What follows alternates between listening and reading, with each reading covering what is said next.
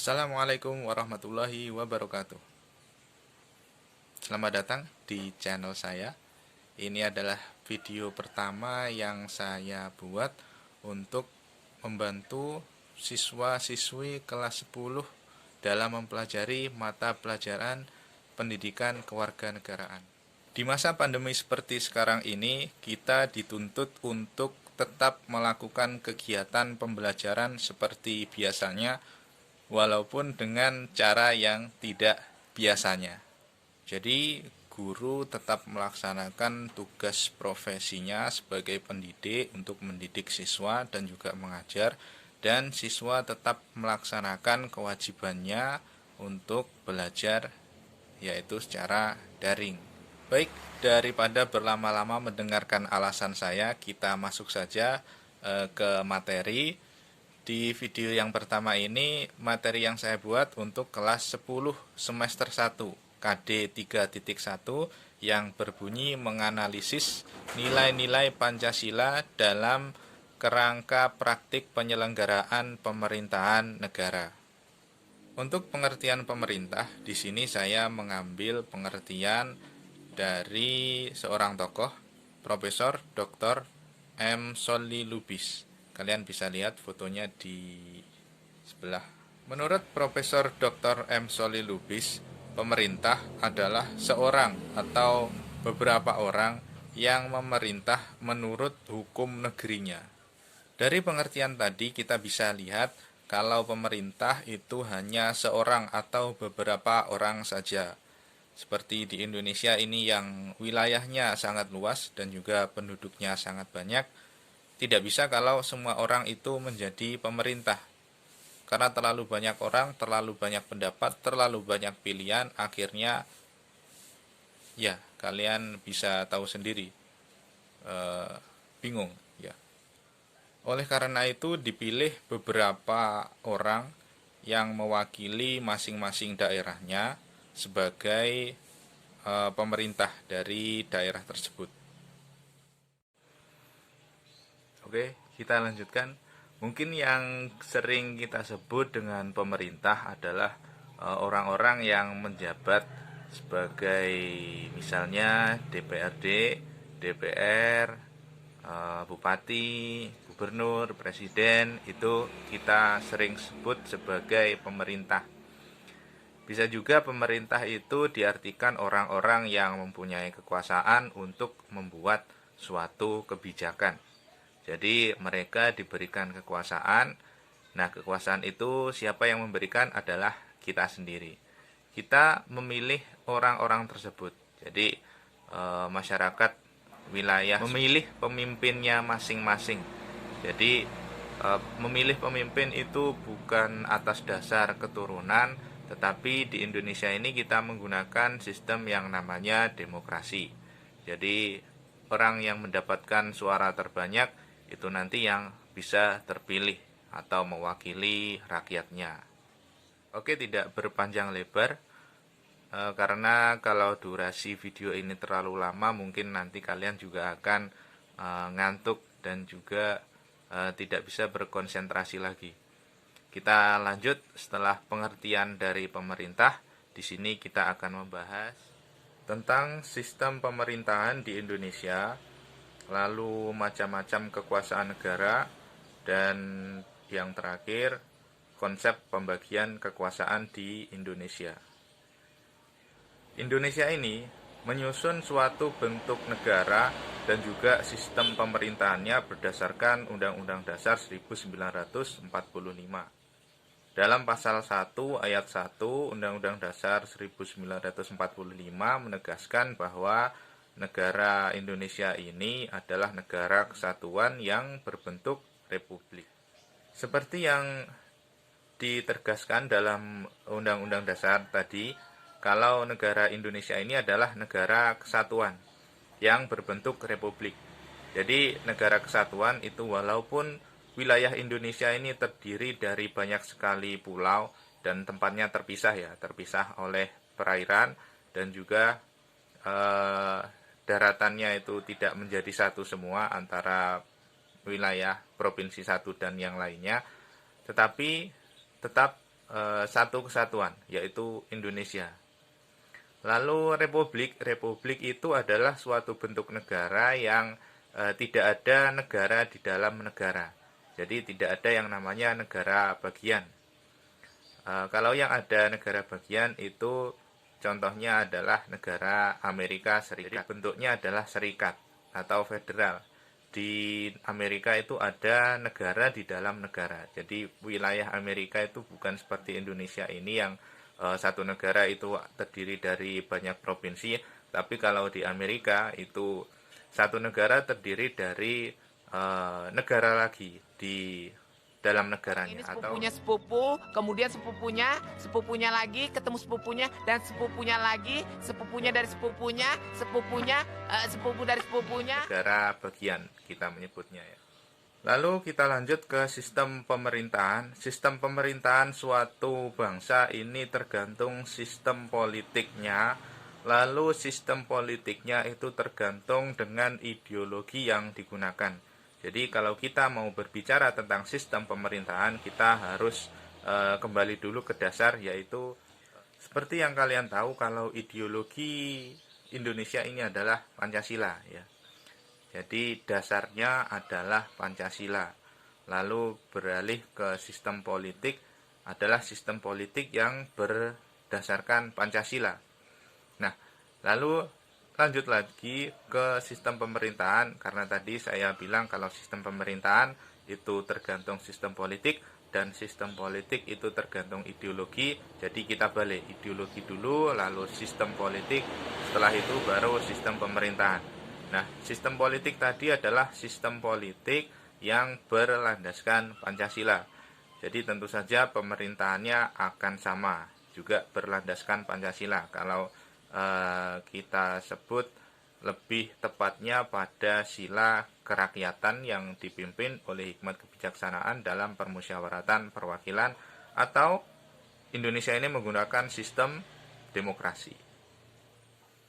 Materi selanjutnya adalah tentang macam-macam kekuasaan negara. Ini mungkin kalian juga sudah pernah mendengar, ada yang namanya legislatif, eksekutif, yudikatif, federatif, dan lain-lain. Itu akan kita bahas di sini. Yang pertama adalah kekuasaan menurut tokoh lagi. Jadi di pendidikan kewarganegaraan ini kita banyak sekali tokoh yang mempunyai pendapat masing-masing, dan masing-masing dari tokoh itu pendapatnya pastinya berbeda ya, walaupun ada juga persamaannya.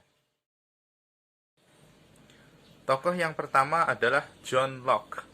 Ya, mungkin ya John Locke. John Locke ini memberikan pengertian tentang macam-macam pembagian kekuasaan. Itu ada 3. Yang pertama adalah legislatif. Dia menyebutkan kalau legislatif ini adalah kekuasaan untuk membuat atau membentuk undang-undang. Jadi kekuasaan legislatif. Yang kedua adalah kekuasaan eksekutif. Kekuasaan eksekutif menurut John Locke adalah kekuasaan untuk melaksanakan undang-undang. Sekaligus apabila terjadi pelanggaran terhadap undang-undang, kekuasaan eksekutif ini bisa juga mengadilinya. Yang ketiga adalah kekuasaan federatif. Kekuasaan federatif ini adalah kekuasaan untuk menjalankan hubungan luar negeri. Nah, itu tadi adalah pendapat dari John Locke ya. Sekarang kita bahas pendapat dari Montesquieu yang biasa disebut dengan trias politica. Ini mirip dengan milik John Locke, tapi bedanya kita simak. Yang pertama adalah kekuasaan legislatif lagi. Legislatif ini sama, kekuasaan untuk membentuk atau membuat undang-undang. Lalu ada kekuasaan eksekutif, kekuasaan untuk melaksanakan undang-undang, tapi di sini tidak ada kekuasaan untuk mengadili. Jadi eksekutif hanya melaksanakan undang-undang. Lalu yang ketiga adalah kekuasaan yudikatif. Kekuasaan yudikatif ini adalah kekuasaan untuk mempertahankan undang-undang. Jadi kalau di miliknya John Locke tadi, kekuasaan eksekutif ini sekaligus yudikatif, tapi kalau miliknya Montesquieu, kekuasaan yudikatif itu sendiri. Jadi yudikatif itu kekuasaan untuk mempertahankan undang-undang, termasuk untuk mengadili. Nah, di sini yang tidak ada adalah kekuasaan federatifnya. Oke, kita cukup dua tokoh itu saja untuk macam-macam kekuasaan negara. Sekarang kita lanjutkan ke konsep pembagian kekuasaan di Indonesia. Konsep pembagian kekuasaan di Indonesia ini bisa kita bagi menjadi pembagian kekuasaan secara vertikal dan juga pembagian kekuasaan secara horizontal.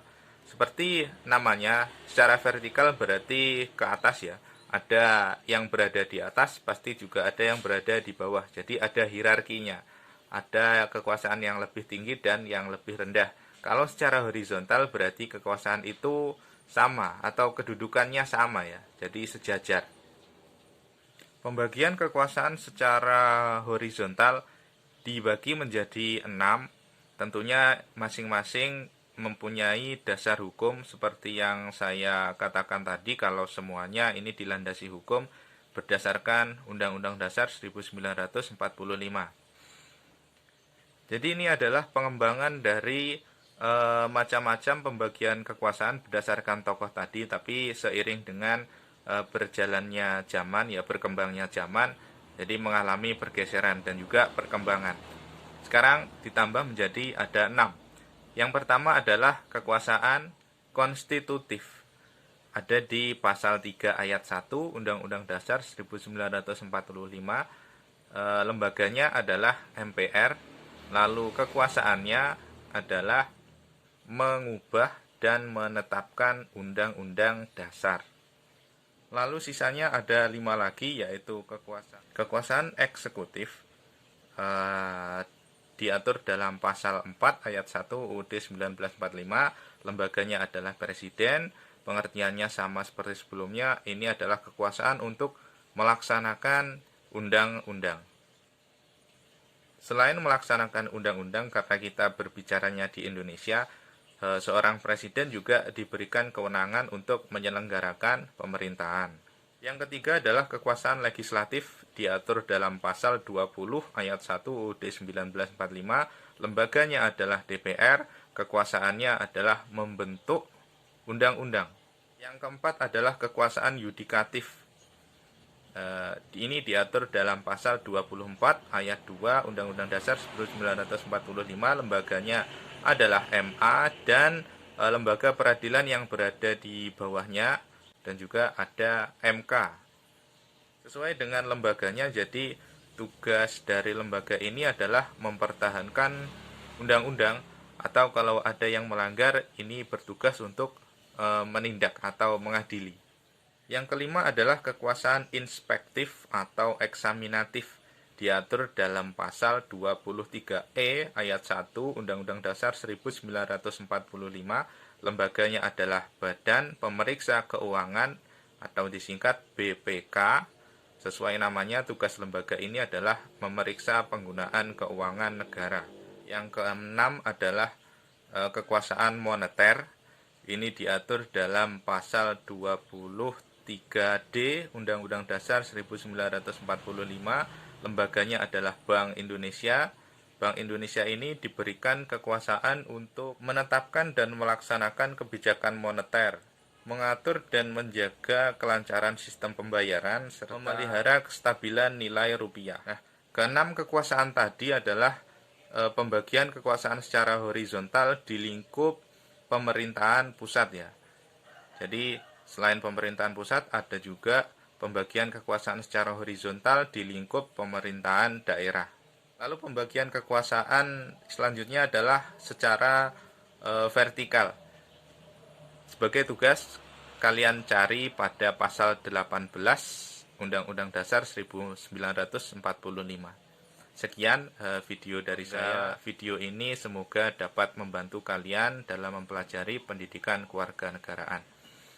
Apabila ada penjelasan atau materi dari saya yang kurang ataupun salah, kalian bisa mengoreksinya memberikan saya masukan agar nanti pembelajaran kedepannya bisa lebih baik lagi. Terima kasih, sekian dari saya. Wassalamualaikum warahmatullahi wabarakatuh.